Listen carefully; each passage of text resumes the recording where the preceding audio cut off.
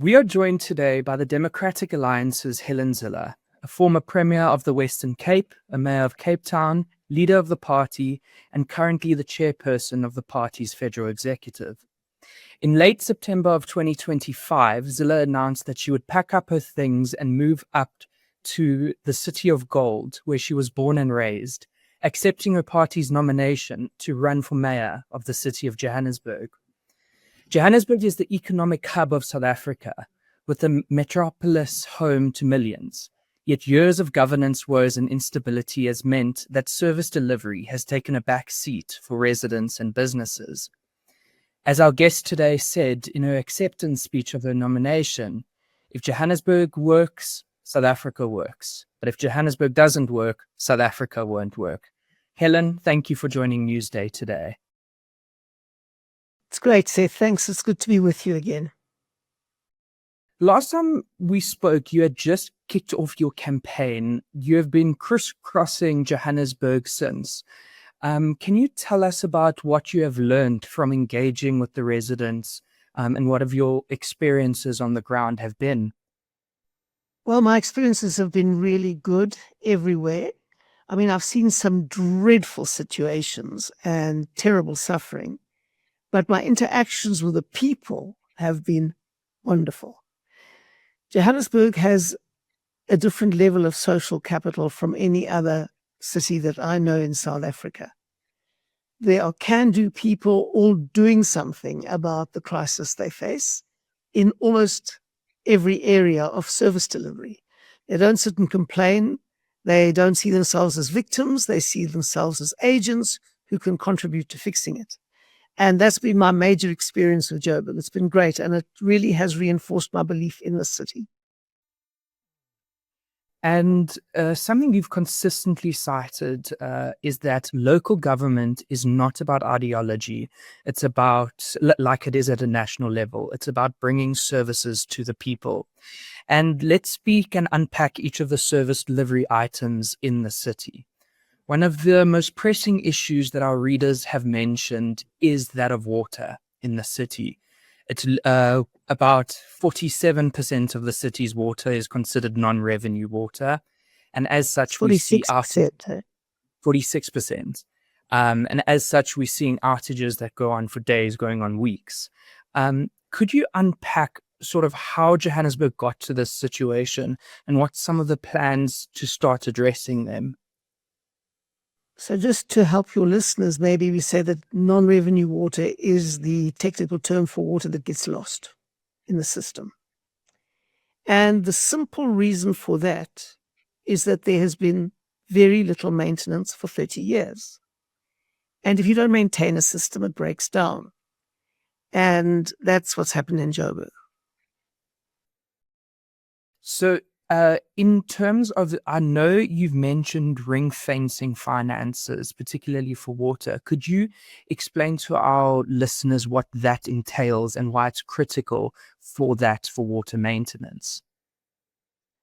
Well, people pay for water in the city of Johannesburg, and I really like the concept of smart water meters, but the money that gets paid for water must primarily be used to provide clean, reliable water.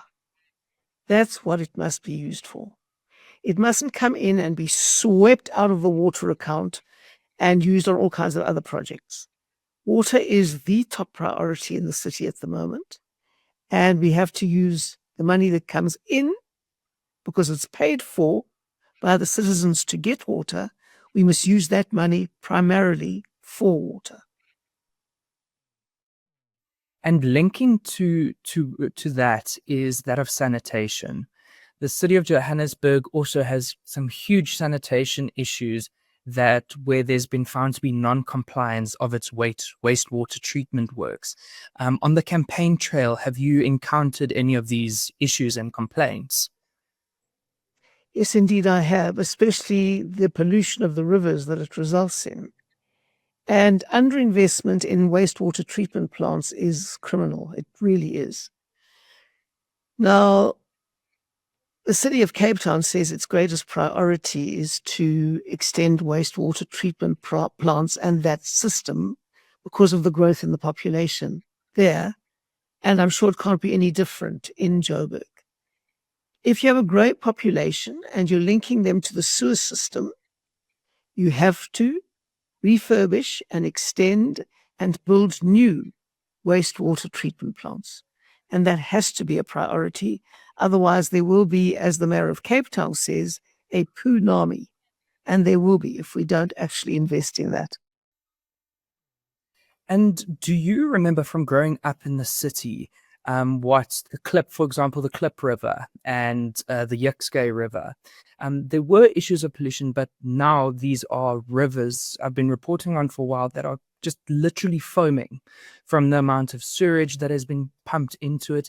And you see it used all along the stream by communities for religious purposes, for farming purposes. It has such a knock-on effect. How is it that when you come in, you can begin to address these issues? Well, when I was growing up in Johannesburg, we lived very close by the Yukskay River in Rivonia. And the only risk of the river was that you could get bilharzia. So my parents warned us not to get into the water because you could get bilharzia. That was the only risk. But we played around the Yukskay. We fell in a number of times without telling our parents. And, we climbed trees over the Yukskay. We hopped from rock to rock over the Yukskay. It was fantastic. Now, I've seen some parts of that river today which are totally shocking. And I'm hoping that certainly in some parts of the Yukskay River, we can do what they've done with the Lisbek River in Cape Town in certain parts, which makes it a beautiful green open lug, safe, accessible, upgraded, and look after it like this. In many parts of our river system in Greater Joburg, you have the places as run down, squalid, polluted, and dangerous. And that is the opposite of what a river system should be. And a lot of the maintenance in places where they were dammed up, for example, the weirs have broken. And in places like Alexandra, the shacks are almost in the water. And when the river comes down in flood, people die there. So it is an enormous job to rehabilitate the Yukskay River. And it is going to take actually even relocating people from the edge of that river to fix it. And there are going to have to be some very clear bylaws about the use of river and the riverine spaces. And they're going to have to be policed and adhered to, because the rivers should be one of the greatest assets of Joburg, and they aren't at the moment. Would you support the call, for example, NGOs such as Water Can, which is part of Outer? They have they've been on these issues of wastewater treatment work spilling raw sewage into these rivers. And what we're seeing is that national government will fine the municipality, but it's the ratepayers that foot the bill. Do you support legislation which will hold individual officials accountable for failures such as those? One has to be a little bit careful of that, because this problem has built up over decades. And let's say you get a new chief director in the Department of Water or in Joburg Water. He's not going to be able to fix it in 2 or 3 years, not even perhaps in 5. And then to get him to be personally punished for the sins of the past is unfair. In these complex bureaucracies, often failure has many fathers. I'm afraid that the saying goes that failure is an orphan, but when you're trying to hold someone accountable, you'll find how many fathers failure has too. And you can never put it on one person. It's always a series of stuff-ups, if I can use that word, along a very long chain. And that is the problem. It's why it's very difficult to hold one person to account. So even in corruption, there are whole syndicates these days, so it's very difficult to hold one person to account. But there've got to be accountability mechanisms, I completely agree. And the more transparency we get, the more we'll be able to see where things are going wrong.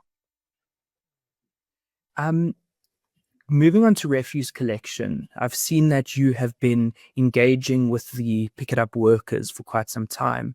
But what we've seen is that it's the city and the workers. The city will put out statements saying they've reached agreements, but the workers come with say that this isn't true. Could you tell us a little bit of a backstory of what you've heard on the ground and what you would do if you were to come in to make Pick It Up more effective in the city? Well, I was asked to go to the site of the Randburg depot when there was the strike by the temporary workers. A lot of people in the Randburg catchment area around the Pick It Up depot there were having a terrible time, and that stretches from informal settlements right through to quite well-off suburbs. And their garbage was piling up, and they were having to get private contractors in. And for the shack settlements, they couldn't even get private contractors in. So it was a dreadful situation. So I went there to see for myself what was going on. And I spoke to some of the temporary workers. And I heard their side of the story, which I think had a strong case behind it. They say that in 2023, Pick It Up advertised 300 permanent positions. Now, you know, when temporary workers see permanent positions, they will always want to apply for them because being a permanent worker brings far more benefits and security. So in 2023, when Pick It Up advertised 300 positions, they applied. Then in 2024, Pick It Up advertised 400 more positions, and they reapplied for all of those. They've been told every year that report backs are coming. They went through all the vetting processes. They were vetted, for example, for criminal records, health status, and all the other stuff. They've been through all of that. And there was an undertaking given by a director in Pick It Up that they would be permanently employed in January, by January the 15th. And January the 15th came and went and nothing happened. So they were furious and they went on strike. They said they didn't want to cause the deep discomfort for the surrounding areas, but they had no other way because they've been waiting, some of them since 2023, with no response. Then the chief operating officer of Pick It Up came out and spoke to the workers and promised them faithfully that he would be back with news for them last Friday. On Friday, the workers were there at 7 o'clock in the morning. They remained there till 9 in the evening, and no one reverted to them. And that made them really angry, as one can imagine, because that's extreme disrespect. If you ask people to go to work, back to work, which they did, on the basis of the promise that you've made that you'll come back on Friday, which they didn't do. And so there was huge anger about that.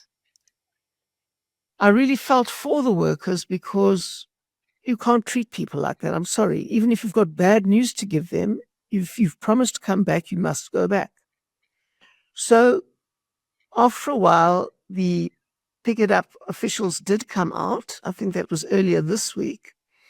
And I believe that they have agreed to have the process re-advertised and the human resources processes attached to that to be gone through in 8 weeks.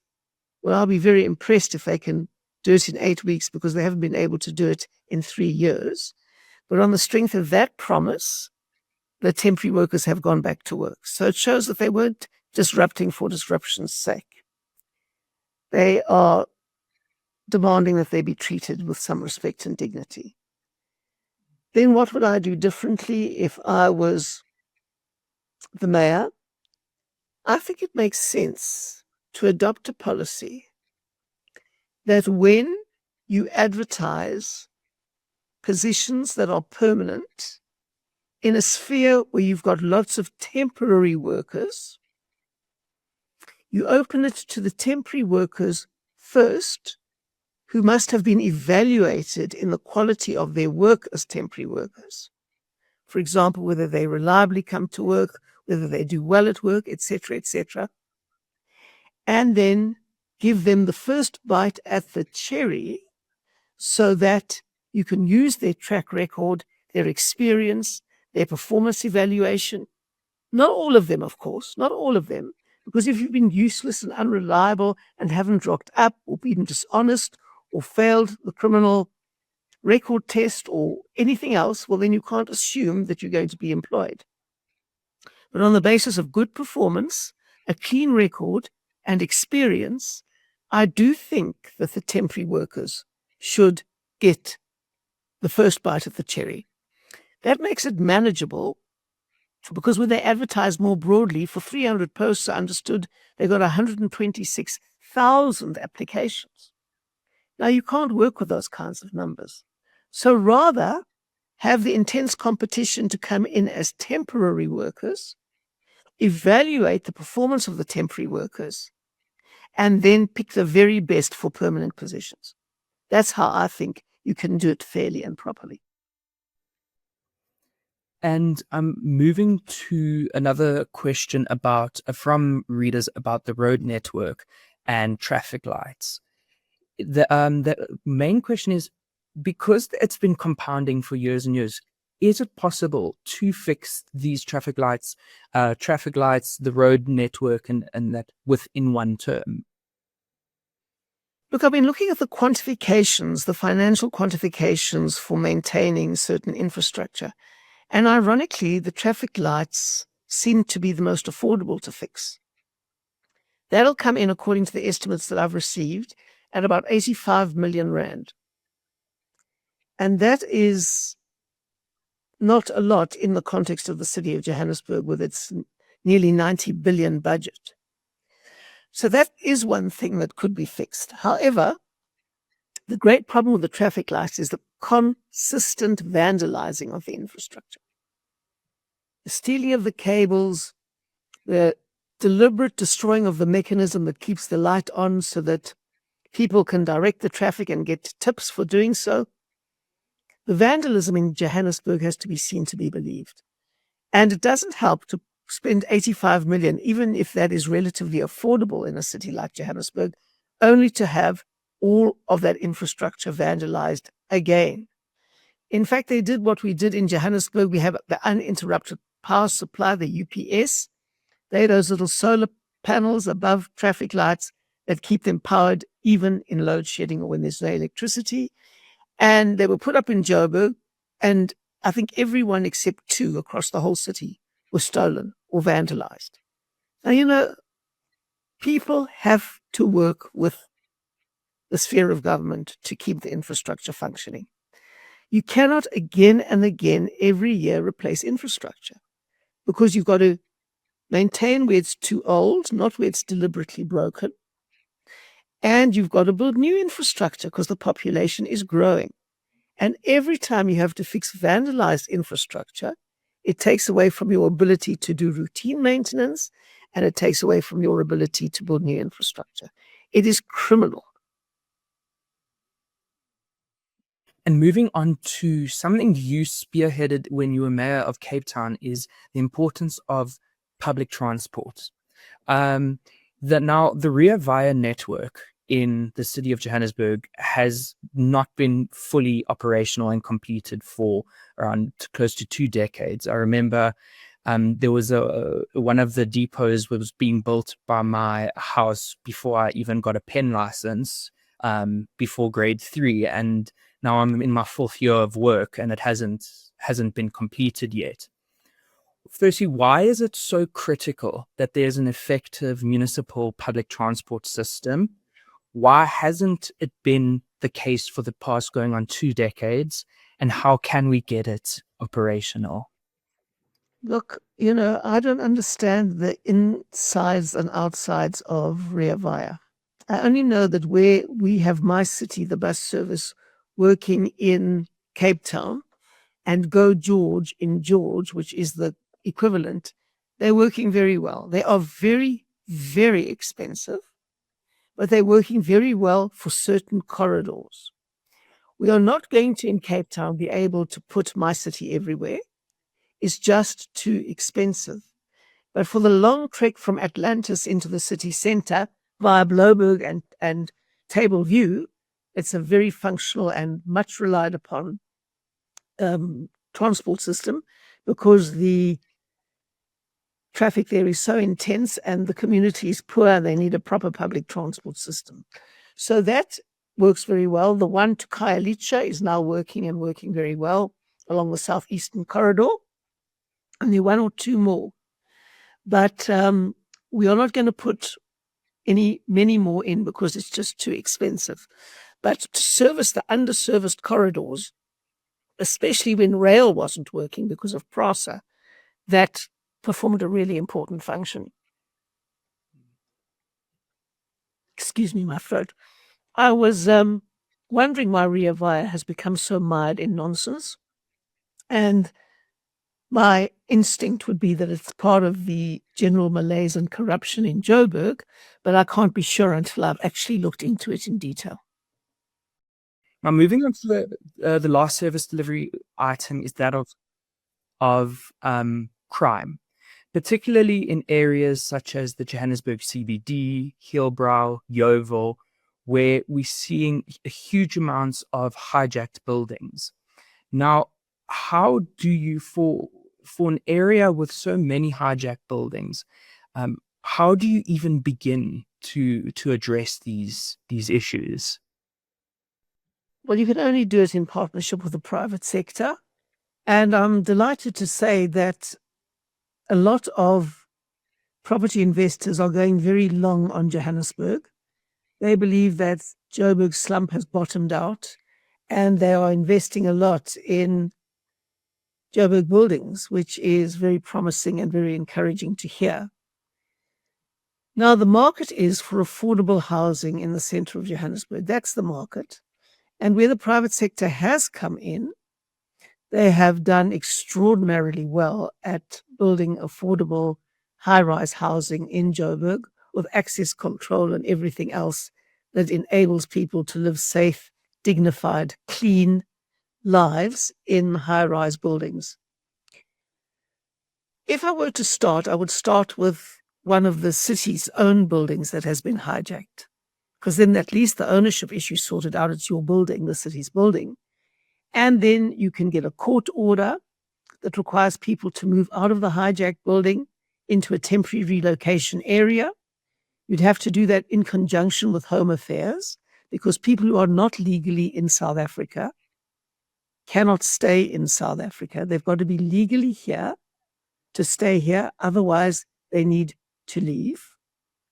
And so we would do it in conjunction with Home Affairs. We would upgrade the building in conjunction with the private sector as a public-private partnership. And then we would ensure that the allocation of the units was done in terms of a proper system that either looked at people who can qualify on the housing waiting list or housing database, or who can potentially afford to pay a reasonable rental of, let's say, 3,000 to 4,000 rand a month in an affordable unit. And once one would go in a kind of rollover process to upgrade one building after another in that way. I'm glad to say that there also moves afoot to amend the Prevention of Illegal Evictions Act, which is absolutely essential because it's almost impossible to remove hijackers from buildings under the current law. It's got to be easier to do that, and the amendment will go through Parliament reasonably soon. I'm encouraged to hear. Helen Zille, the DA's mayoral candidate for the city of Johannesburg. Thank you very much for speaking with Newsday today.